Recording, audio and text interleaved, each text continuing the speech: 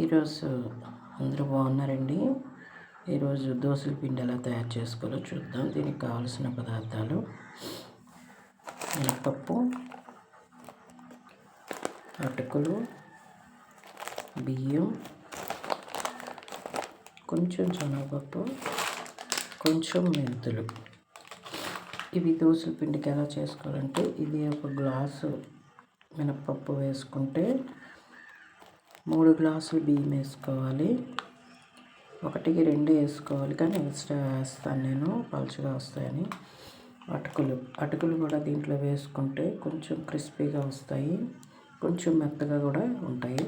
శనగపప్పు వేసుకుంటే brown colour, కొంచెం బాగా కాలినట్టు అనిపిస్తుంది. అలాగే మెంతులు వేసుకుంటే స్మూత్గా ఉంటాయి. ఇవన్నీ కలిపి ఈ విధంగా నానబెట్టుకోవాలి. అటుకులు వేరేగా నానబెట్టుకోవాలి. ఇది పిండి కొట్టి దోశలు వేసుకోవాలి.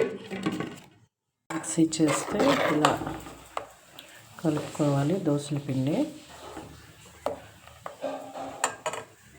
ఇది దోశలు వేసుకుందాం. దీంట్లో కొద్దిగా జీలకర్ర వేసుకుంటే బాగుంటుంది.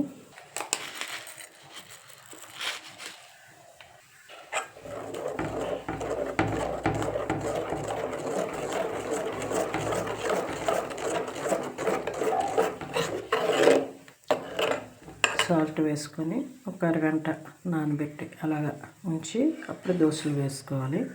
ఇప్పుడు దోశలు ఎలా వేయాలో చూపిస్తాను రండి.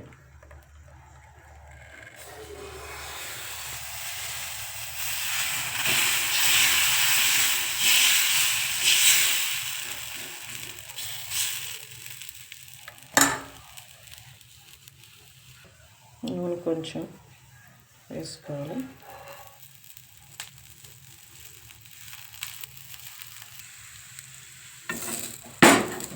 కాలింది కదా,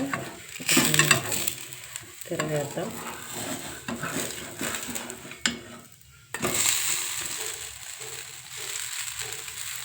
స్మూత్గా వస్తాయి,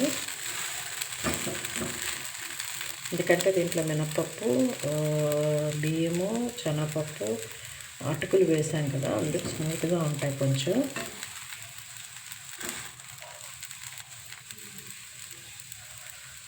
దీనికి పల్లీల చట్నీ, కొబ్బరి చట్నీ చేసుకుంటే చాలా టేస్ట్గా ఉంటుంది. మీకు నచ్చినట్లయితే సబ్స్క్రైబ్ చేయండి, లైక్ చేయండి, షేర్ చేయండి. Thank you. దోశలు క్రిస్పీ దోశలు రెడీ.